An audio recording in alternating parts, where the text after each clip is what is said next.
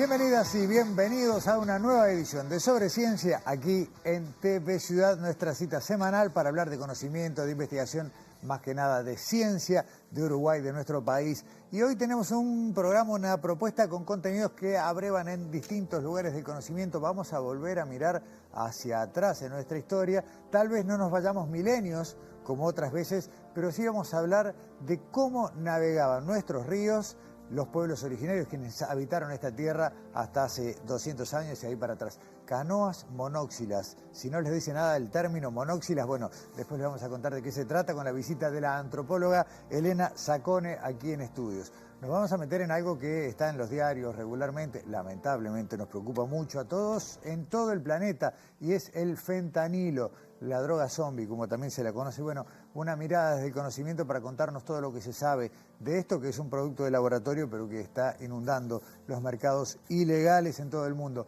Energía agrofotovoltaica. ¿Saben lo que es? Si no lo saben, se los vamos a contar. La UTEC, la Universidad Tecnológica del Uruguay, desarrolla un proyecto de investigación que permite unificar en un solo lugar, en un solo espacio, generación de energía fotovoltaica y también producción agropecuaria. Y vamos a hablar de neurociencias, pero desde un punto de vista un poco raro, a los saltos. Mire, vamos a hablar de ranas, vamos a hablar de investigaciones neurocientíficas sobre modelos de comunicación. Bueno, ya van a ver todo eso en nuestro programa de hoy, que comienza, como siempre, con nuestro habitual salpicón de noticias científicas.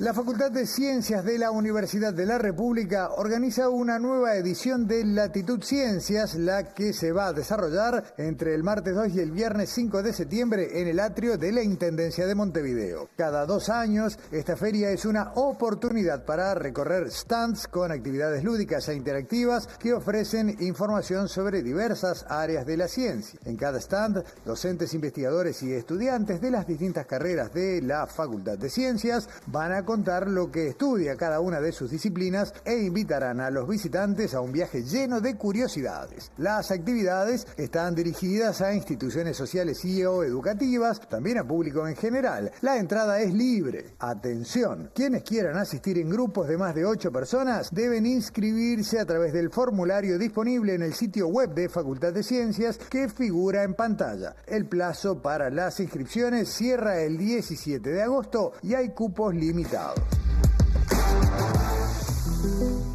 La científica uruguaya Vanessa Amarele del Instituto Clemente Estable es una de las autoras de un artículo incluido en el informe Fronteras 2025 elaborado por el Programa de las Naciones Unidas para el Ambiente. En el artículo titulado La helada caja de Pandora, el equipo internacional de científicos advierte que el calentamiento global y el derretimiento de las zonas del planeta cubiertas por hielo podría reactivar algunos microorganismos atrapados durante miles de años, entre ellos bacterias y virus que al liberarse podrían alterar ecosistemas e incluso transferir genes de resistencia a antibióticos. En los últimos 50 años la temperatura media de la superficie terrestre aumentó más rápido que en cualquier otro periodo similar en 2000 años. En la actualidad, la criósfera, así se llama la zona del planeta cubierta de hielo, ocupa una gran porción de la superficie terrestre y de los océanos y es uno de los ecosistemas más afectados por el cambio climático. Aunque parezcan sitios inhóspitos, allí viven bacterias, hongos, arqueas, virus y otros microorganismos, muchos de ellos muy antiguos, que han permanecido en estado latente durante milenios y pueden reactivarse si las condiciones cambian. Por eso el trabajo destaca que estos ecosistemas helados son verdaderas bóvedas biológicas con organismos valiosos para entender la evolución de la vida y con potencial en biotecnología, pero si se derriten, esa información podría perderse para siempre. La Universidad del Trabajo del Uruguay y la Universidad de la República presentaron Mate-M, un programa piloto para fortalecer la enseñanza de matemática y acortar la brecha entre bachillerato y educación terciaria. La propuesta, dirigida a estudiantes de tercer año de bachillerato técnico, se desarrolla en forma virtual y otorga créditos reconocidos por la UDELAR. Este semestre, la iniciativa se implementa en 4 centros de UTU con la meta de llegar a todo el país en 2020. 2026. El curso incluye 5 módulos y busca además familiarizar a los estudiantes con herramientas y entornos virtuales propios de la universidad para que la transición sea más fluida y segura.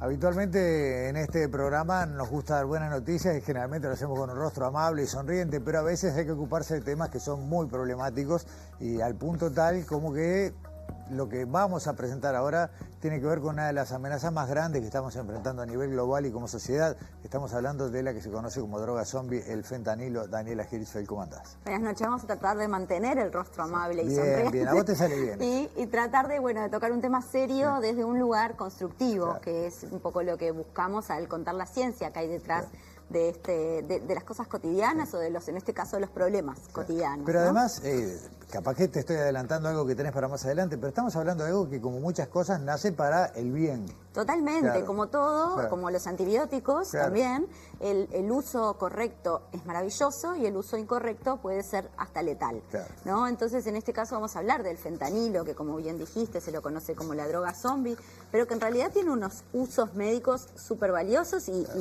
y actuales, o sea, no es claro, una droga que se dejó de usar de ningún tipo. Entonces, vamos a hablar de eso. Pero para entrar en escena, digamos, claro, en clima, en este caso, vamos a hablar de Uruguay y las drogas, de algún modo, en esta primera placa que vamos a compartir, que uno dice, bueno, ¿en qué estamos en claro, Uruguay y las drogas, no?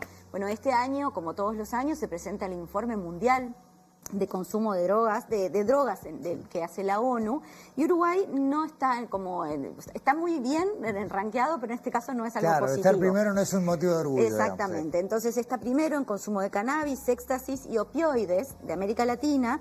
Ahora vamos a entrar un poquito en detalle, que hagamos la salvedad aquí. Muchas veces estar primero en este lugar no quiere decir más que nada que tenga datos para poder llenar claro, una planilla, ¿no? Se puede haber otros países que tal vez tengan un problema más grave, pero tan grave que ni siquiera hay registro. Exactamente, entonces como Uruguay lleva bastante este tipo claro, de datos, y además en Uruguay hay drogas como la marihuana que están dentro del marco legal. Entonces en este caso, posiciona Uruguay en ese lugar.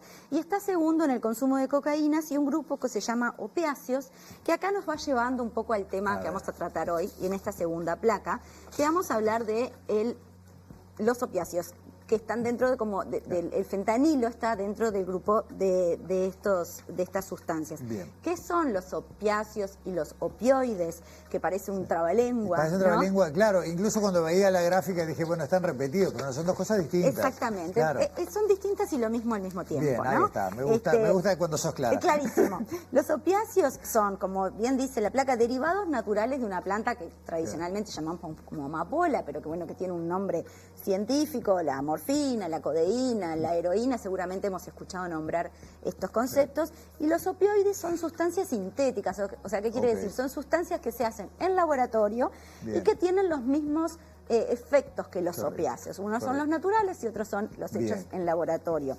Y acá tenemos el fentanilo, la oxicodona, la metadona, también sustancias que hemos escuchado nombrar varias veces. ¿Qué hacen cualquiera de estas sustancias? Lo que dice allí, ¿no? Que actúan sobre el sistema nervioso central. Y acá se acerca un poco a ese uso útil, claro, que es que bloquean el dolor, ¿no? Y ahora vamos a entrar justamente en para qué se usan, pero generan euforia y también deprimen la respiración, bien, ¿no? Esos son un poco los usos. Claro. Y esa depresión de la respiración es cuando entramos en las zonas donde ya el riesgo además de los componentes adictivos que todavía ni aparecieron en esta charla, ¿no? Sí. Exactamente. Sí. Pero bueno, para ir paso a paso, sí, en la tercera diapositiva que vamos a hablar por qué el fentanilo nos convoca hoy, claro, ¿no? ¿Por qué no hablamos de cualquiera de las otras drogas que mencionamos? Bueno, desde hace un tiempo muchos quizás hemos escuchado nombrar, sobre todo en los noticieros asociados a problemas graves de los países desarrollados, quizás, y específicamente en Estados Unidos, donde hay una crisis de consumo de opiáceos ilegal, y en el caso de este fentanilo, muy grave, ¿no? Hay algunos números para compartir, 70.000 muertes por sobredosis al año, obviamente de consumo no médico, ¿no?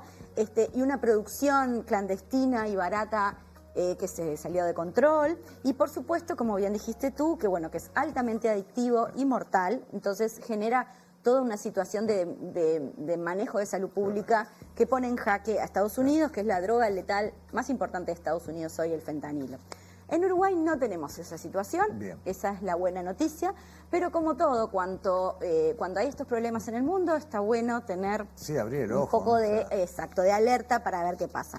Entonces, ¿qué pasa con el fentanilo en Uruguay? Esto es lo que nos trae la próxima placa.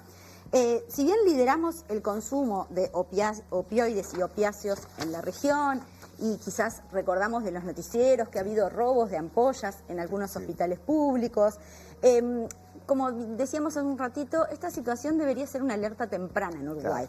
Claro. Sobre todo porque es barato de fabricar y es muy peligroso tanto por la adicción como por los efectos que tiene en dosis mínimas. Claro. Entonces no se requieren demasiadas cantidades ni demasiados insumos para poder hacerlo. Entonces Uruguay está a tiempo de combatir. Pero como el conocimiento es poder, ¿no? ¿Cómo combatir algo sin saber qué es? Claro, ¿no? ahí Entonces, está. sobre ciencia lo que quiero hacer hoy es traer unas pequeñas pastillas para contar qué es el fentanilo a nivel científico. Eso es lo que dice la placa que sigue. ¿Qué es el fentanilo? Bueno, como dijimos, es un opioide sintético que es 10 veces más fuerte que la morfina y 50 veces más potente que la heroína, ¿no? Que son dos drogas que seguramente conocemos. Bueno, imagínense esto. Que también han tenido problemas, digamos, a ver, en ambos casos, o por lo menos me consta la morfina, no tanto en la heroína, de uso médico, pero que claramente cuando se transforman en drogas de abuso se disparan los problemas. Totalmente, Sí. o sea que imagínense estos números, 10 veces más, 50 veces más, estamos hablando de una droga, un poder realmente importante. En la próxima placa entonces recorremos un poco para qué se usa y qué efectos tiene. Claro. Algunos ya los adelantamos, pero bueno, su función benéfica de algún modo principal es aliviar el dolor y se usa en cirugías, en situaciones de cuidados paliativos, hasta allí es el uso recomendado a nivel médico. Pero por supuesto tiene efectos en el cuerpo, ¿no? En el caso del mal uso o del uso indiscriminado, como la somnolencia, la rigidez muscular, o sea, la imposibilidad de respirar incluso, y la sobredosis, bueno, ahí tiene todo lo que trae una sobredosis, coma, falla respiratoria y obviamente muerte, ¿no? ¿Cómo se presenta el fentanilo? Es la próxima placa que vamos a ver. En los hospitales, como hablamos, bueno, ampollas, inyectables o parches, eso depende muchas veces del tipo de administración. Pero en mercados ilegales obviamente se puede encontrar de otras formas mucho más accesibles en la administración. Comprimidos, polvo, mezclado con otras drogas. O sea, siempre hay una situación un poquito más compleja a nivel de detección, claro. No es lo mismo buscar ampollas que algo que puede venir en cualquier formato, ¿no? Eso mismo, eso mismo. Entonces, para ir terminando, lo que siempre decimos es, bueno, primero surgen los países en desarrollo, luego eso nos tiene que dar una alerta temprana en estos países. Bueno, y en Uruguay, ¿qué pasa? ¿Qué hacemos ahora? Bueno, por ahora no hay evidencia de que haya tráfico o venta a escala para que sucedan estas intoxicaciones. Que mueva la aguja, digamos. Exactamente, seguramente lo hay y seguramente es un problema porque la droga existe, pero no estamos en una crisis como en países como Estados Unidos. Se usa en el ámbito hospitalario con estas situaciones que se han dado y no hay presencia significativa, o al menos que haya trascendido públicamente en el mercado clandestino, que seguramente lo hay, pero no en esas escalas que se han visto en otros países. Entonces, bueno... Sí. No, simplemente sumando eso que decía, no recuerdo que las pocas veces que hubo algún hurto en algún centro de salud fue rápidamente comunicado, apareció en los medios, se tomaron las medidas de seguridad. Son medicamentos que en cualquier lugar en el que se encuentran están muy controlados y creo que muy rápidamente se llega a saber cuál fue el tipo de hurto que hubo y quién se lo llevó. Lo que me preocupó eso que dijiste, ¿no? Es una droga de bajo costo, de su fabricación, o sea, es potentísima y la relación costo-efecto es baja. Sí, generalmente este tipo de drogas que generan esta alarma pública tienen eso a favor para los que trabajan con este mercado ilegal, que son fáciles, ¿no? Cuanto más difícil es fabricar una droga, más difícil es que se transforme en un problema, ¿no? Pero como hablábamos al inicio del bloque, ya para terminar, entonces, igual que los antibióticos, este tipo de drogas que tienen un uso médico benéfico, si se usan mal, si se usan en exceso, generan un impacto. Entonces es bueno cuidar este tipo de medicaciones que tienen que ver con el dolor, que no es menor, con el alivio del dolor, para poder contar con más herramientas para para poder hacerlo. Y para poder seguirlas usando positivamente. Exactamente. Muchas gracias, Daniela. Esclarecedor. Bueno. No, pero en serio, fue positivo. Muchas gracias. Hasta la semana que viene.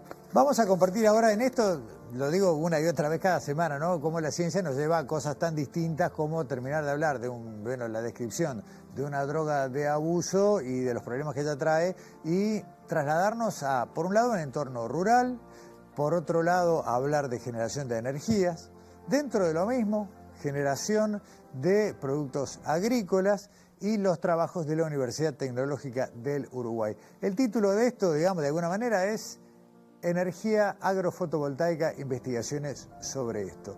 ¿Cuál es el punto clave? Y que la energía fotovoltaica compite con el uso del terreno para aplicaciones productivas, donde hay campos de paneles solares. Uno ve tierra pelada abajo, no ve ni vacunos, ni otro tipo de animales, ni cultivos, ni huerta, ni nada. Es tierra árida y los paneles solares generando energía y de una manera muy eficiente y económica. Bueno, la investigación de la UTEC apunta a trabajar con un modelo que incorpora ambas cosas, la generación de energía fotovoltaica y la agricultura, todo en el mismo predio. Vemos el informe y a la vuelta, pausa, los esperamos después de la tanda.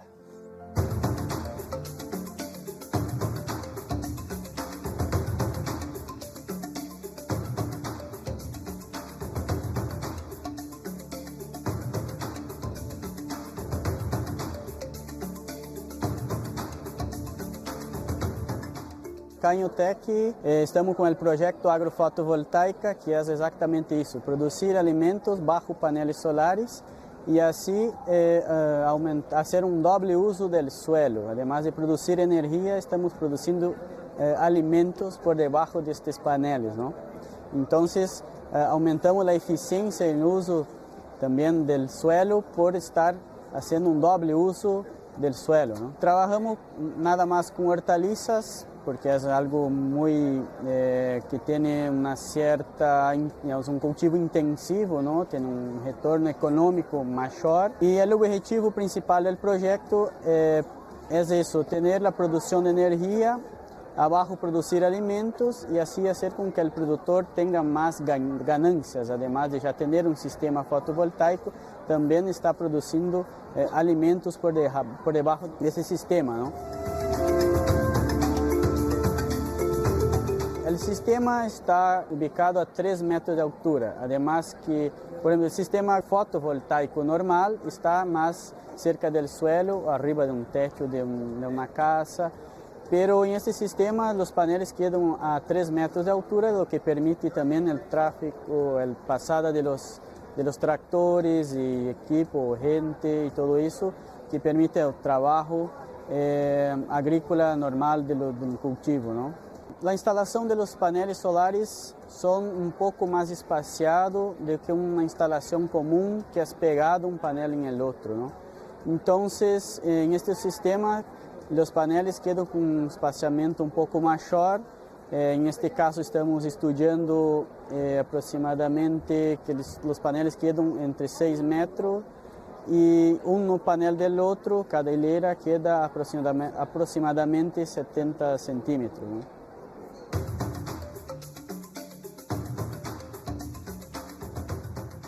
Primero me gustaría destacar que este proyecto involucra 3 carreras distintas. La primera, estas son Ingeniería en Energías Renovables, Ingeniería en Agua y Desarrollo Sostenible y Ingeniería Agroambiental. Aparte, yo estoy involucrado desde la parte de Ingeniería en Energías Renovables. Un sistema agrofotovoltaico, por la estructura, tiene un costo más elevado que un sistema común, ¿tá? Pero las ventajas vienen desde el otro lado a nivel de eficiencia. Por ejemplo, este tipo de sistema tiene una eficiencia, ya comprobada en estudios, para otras regiones de hasta un 25% por el enfriamiento generado por el microclima que está por debajo de los paneles. O sea, tenemos ahí una ecuación que involucra el agua, o sea, de la evapotranspiración de las plantas y también, o sea, el proceso de generación de energía por los paneles. ¿Qué quiero decir con esto?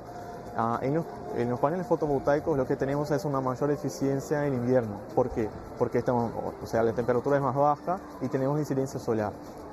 En este caso, por el microclima generado y la humedad también, tenemos una disminución de la temperatura de operación de los paneles y en este caso también un aumento de la eficiencia.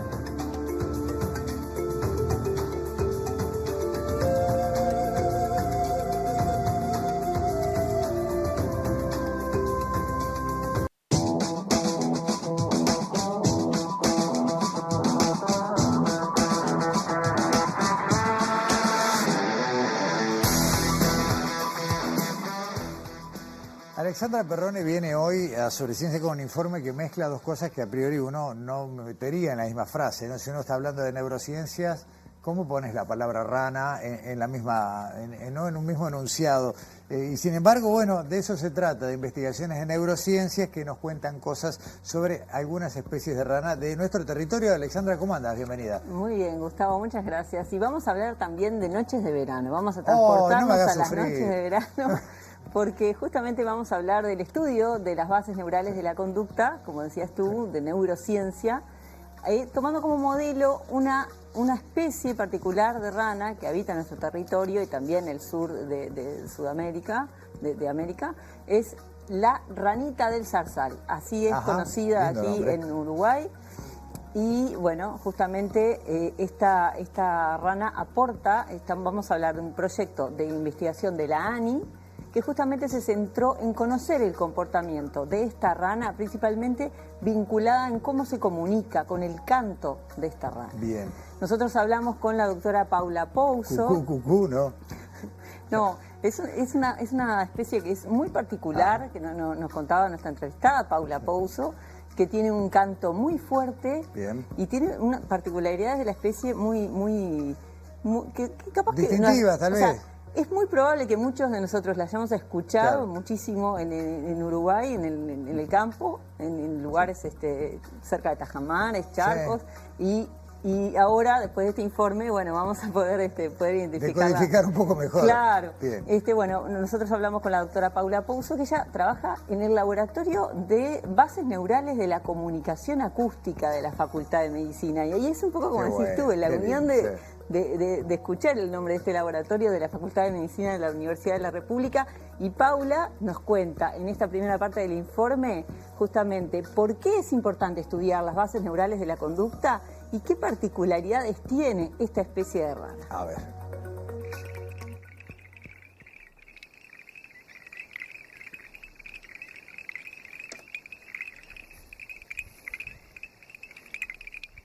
Las ranas en general son interesantes para estudiar la base neural de la conducta porque emiten señales acústicas, emiten un canto, un sonido. ¿Y qué es ese canto?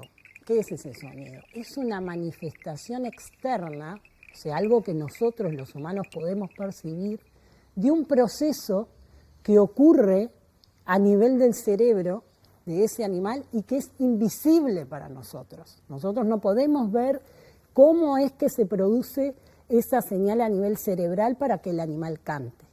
Entonces eso es lo asombroso que tienen estos animales, que si yo registro el canto y hago ciertos experimentos y hago búsquedas a nivel del cerebro, puedo conocer, puedo develar el misterio que hay detrás en ese proceso que determinó el canto del animal.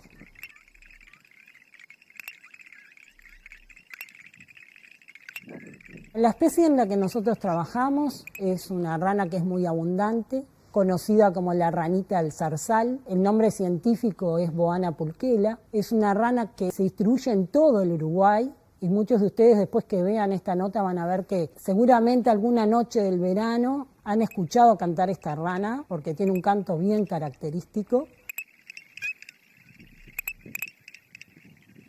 Y esta es una rana que es pequeña, es como el tamaño del dedo meñique de un adulto. Y lo que se caracteriza es que los machos cantan, el macho tiene un saco, infla un saco, y podemos identificar entonces cuando están los machos cantando porque tienen el saco inflado. Y es una rana que tiene la particularidad es que se congrega en coros durante las noches, y ellas cantan para eso, para atraer a las hembras. En este proyecto nosotros hacemos un abordaje neurocientífico que es naturalístico. Eso quiere decir que nosotros hacemos experimentos y estudiamos el comportamiento en la naturaleza.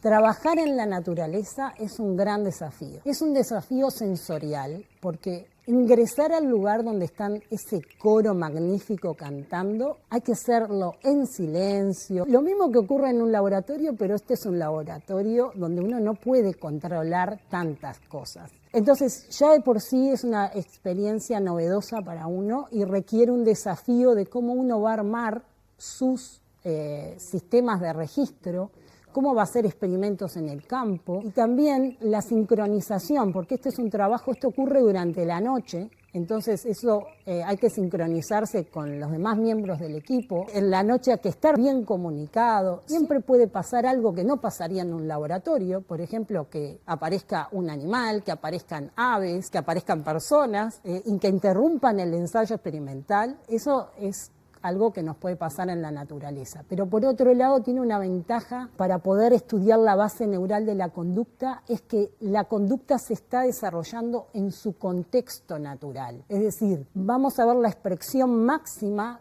de lo que está ocurriendo a nivel del sistema nervioso del animal.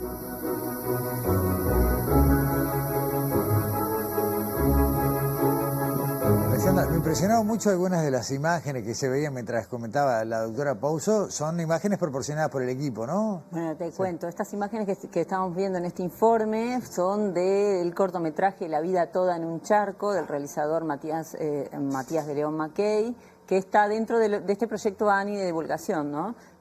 Científica. Este cortometraje, lo interesante es que el realizador fue con ellos a hacer los experimentos. No hay nada armado ahí. Todo lo que se ve es exactamente lo que ocurrió durante esos experimentos y ese laboratorio natural que nos decía Paula. Pero también nos decía que para ella fue un desafío. Nosotros hemos hablado en varias oportunidades sobre ciencias con ella. Ella estudiaba las bases neurales de la conducta en peces eléctricos, en laboratorios de instituciones, ¿no?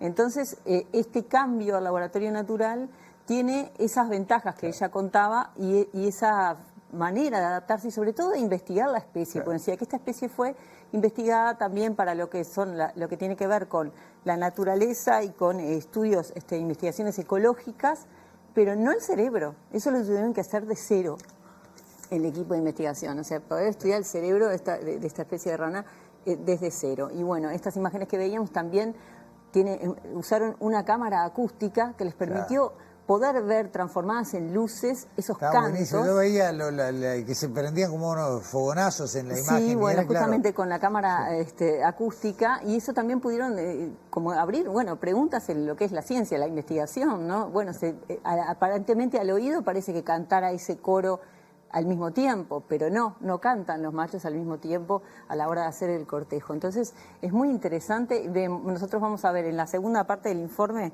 ella justamente nos cuenta cómo influye una sustancia que hay en el cerebro de estas ranas que es particular y que puede estar muy vinculada a por qué cantan, cómo cantan, qué estrategia tienen al cantar, que también está en el cerebro nuestro esta sustancia. Y también justamente nos cuenta qué podría, esta sustancia que podría estar involucrada en la emisión del canto. Lo vemos. A ver.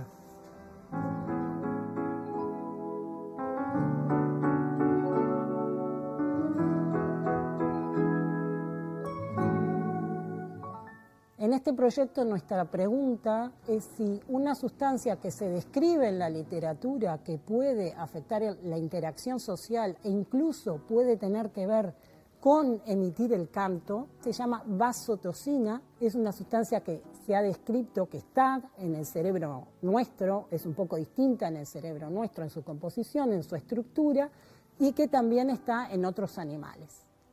Esta vasotocina se sabe que puede modificar el canto en los animales. Entonces nosotros lo que hicimos fue explorar eso. Queríamos saber si tenía un efecto en el canto en esta especie. Nosotros, para poder contestar esa pregunta, fuimos a la naturaleza y lo que hicimos fue tomar animales, registrarlos, simplemente les poníamos un micrófono, tomábamos una grabación del canto antes de hacerle un tratamiento con esa sustancia que nosotros pensamos que puede estar involucrada. Después le dábamos la sustancia al animal y registrábamos el canto otra vez. Otra parte del proyecto fue ir a buscar si ese animal tiene la sustancia que nosotros estamos explorando en su cerebro.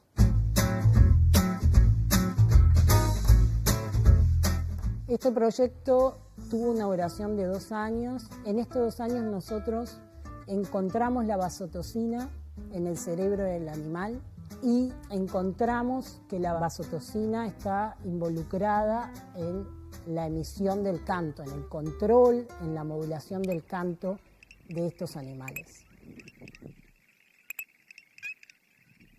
En la ciencia, cada pregunta que se responde no es el final de una historia, es el comienzo siempre de una historia nueva, de un capítulo nuevo que uno va a escribir. A raíz y gracias a este proyecto y también a estos resultados, lo que vamos a ir a hacer ahora es buscar en el cerebro, en las regiones que controlan, las regiones del cerebro que controlan el canto del animal, buscar si hay lugares donde la sustancia, la vasotoxina, pueda actuar.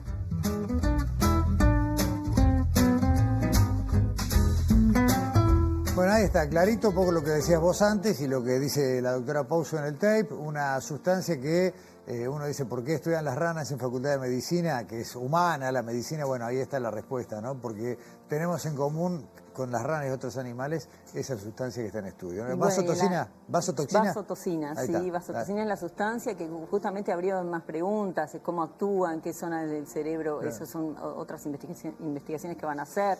¿Cuál es esta estrategia que tienen estas ranas al hacer los cantos? Uno se calla a ver si el otro, ¿no? Es como que da mucha intriga y también nos hace pensar en las noches de verano cuando escuchemos esta rana, bueno, identificar, es la rana que se está estudiando, bueno, la verdad que es muy importante. Recordemos, las imágenes son del cortometraje La vida toda en un charco de Matías de León Mackay y está en el canal de YouTube del laboratorio de la Facultad de Medicina. Alexandra, muchas gracias y bueno, te vas a Los Altos y nos vemos la semana que viene. Hasta la semana que viene. Pausa en Sobre Ciencia. A la vuelta vamos a meternos en la arqueología y en herramientas o en artículos muy particulares de quienes habitaron estas tierras siglos atrás.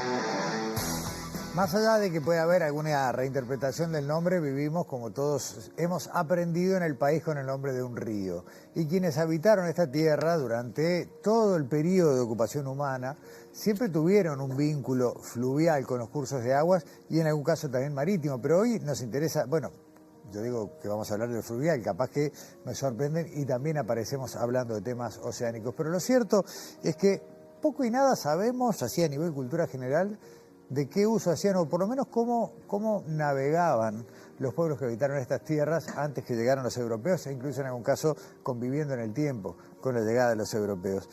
Hay cosas que desafían un poco lo que son nuestros conceptos de cómo se construyó una embarcación. Para eso la antropología viene a nuestro auxilio, la arqueología también, la recuperación de vestigios, la interpretación y el aporte de conocimiento que de ellos se puede extraer. Por eso, para no seguir hablando yo y que nos expliquen un poco más, le damos la bienvenida y le pedimos que nos cuente algo a la antropóloga Elena Zacone. Bienvenida a Sobre Ciencia. Muchas gracias. Elena, primero voy a empezar por una palabra que te la pregunté hace unos días porque me sonaba pero no me acordaba. La palabra es monóxila y de ese tipo de embarcaciones hablamos. ¿Qué quiere decir? Monóxila quiere decir construido en un solo tronco, en una sola madera, ¿no?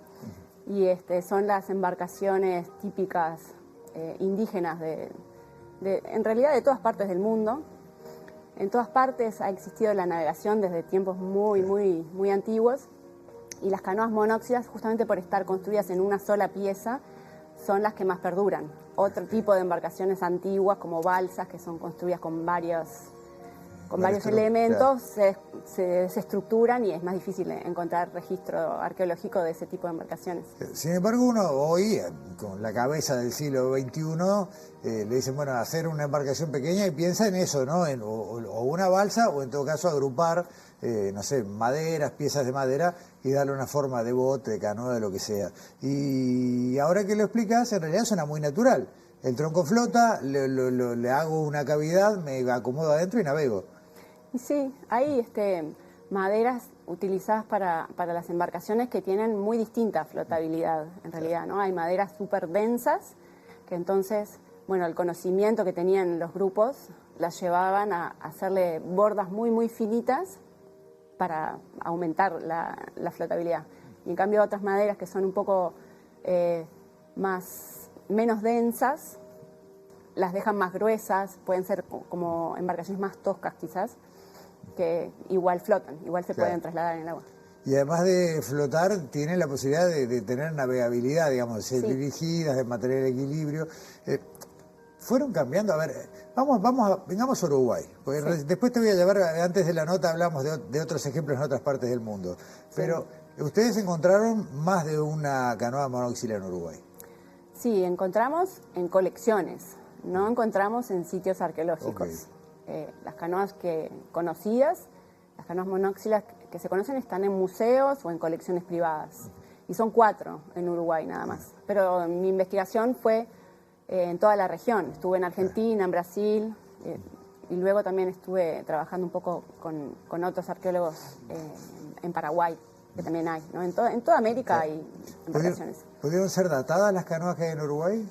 Sí, por el método de carbono 14 tomé muestras y mandé a un laboratorio en Estados Unidos a datarlas, pero son todas bastante recientes y el problema con el carbono 14 también es que hay que ajustarlo a una curva de calibración. El carbono 14 va disminuyendo a lo largo del tiempo. Correcto. Entonces, bueno, uno conoce cómo disminuye y de esa forma puede saber la antigüedad, pero para los periodos más recientes esa curva no es una línea que baja, sino algo como que tiene dientes. Más irregular, claro. Sí, entonces es más difícil poder acceder a una fecha concreta. Da un periodo bastante amplio. Cuando decís recientes, ¿hablamos de 200, 300 años hacia atrás? Sí, más o menos. 300 y pico la más antigua y 100 y algo la más reciente. Hago un paréntesis para quienes sientan algún tipo de curiosidad. Algunas de estas canoas que están en colecciones están visitables, están en lugares públicos. Estoy pensando en el Museo de Arte Precolombino e Indígena, el MAPI, en Ciudad Vieja, pero creo que no es la única que se puede visitar. Se puede visitar también la que está en el Museo Naval, que esta es la más grande que hay. Mide más de 7 metros de eslora, de largo.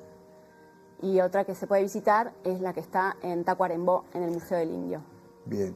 En Tacuarembó, ya que me llevaste hasta Tacuarembó, hiciste en esta fiesta de la Patria Gaucha una demostración in situ, ¿no? Navegaron con una canoa monóxila.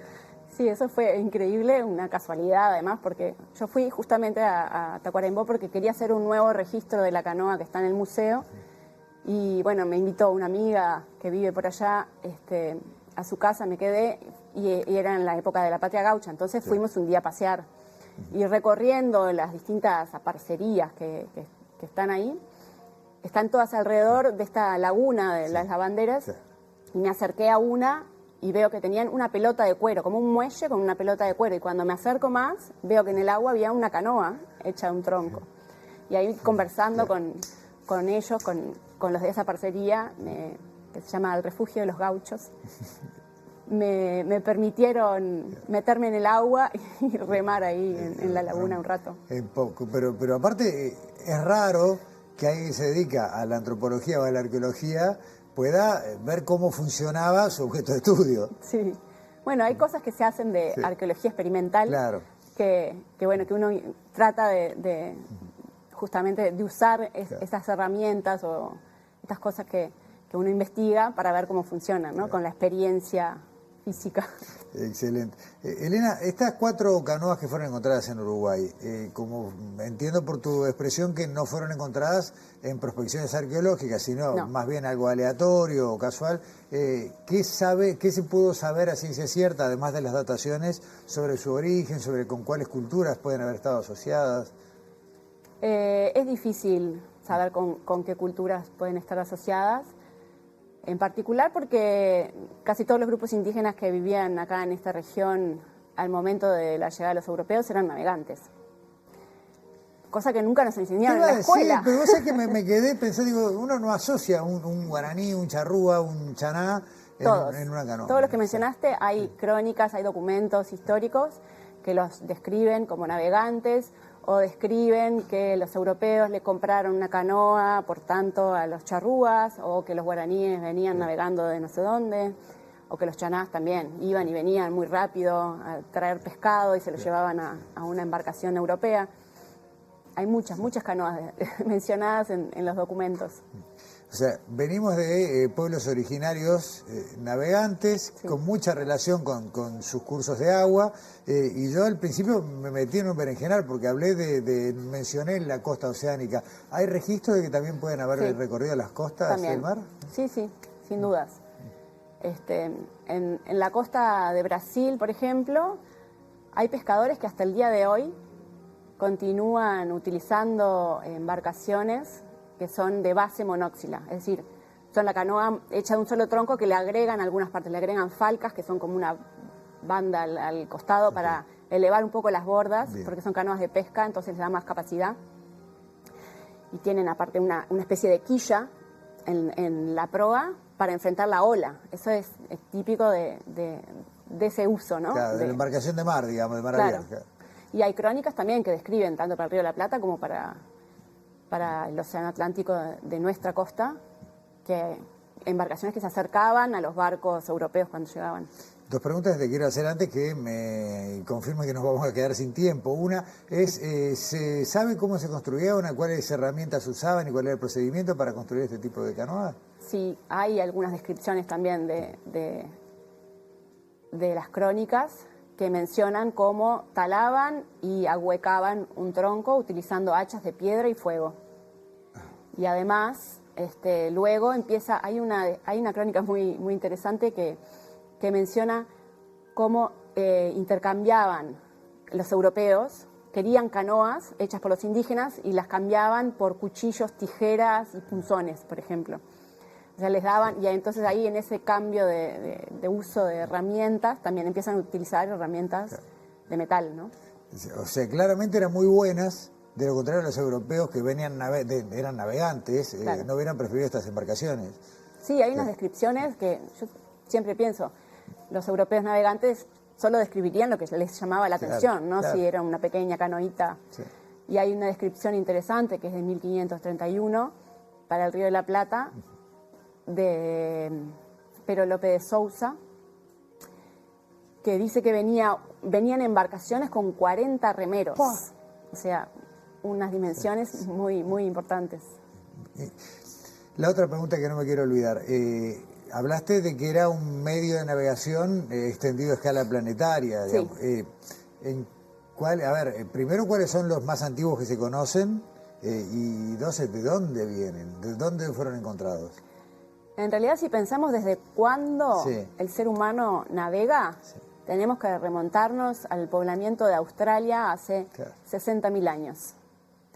Porque venían de isla en isla, de la parte continental, pero hay unas zonas, la línea de Wallace y otras más, para llegar a Australia, que tienen partes de 100 kilómetros de distancia aproximadamente, que nunca estuvieron conectadas por el continente, nunca, y hay sitios arqueológicos en Australia de 60.000 años.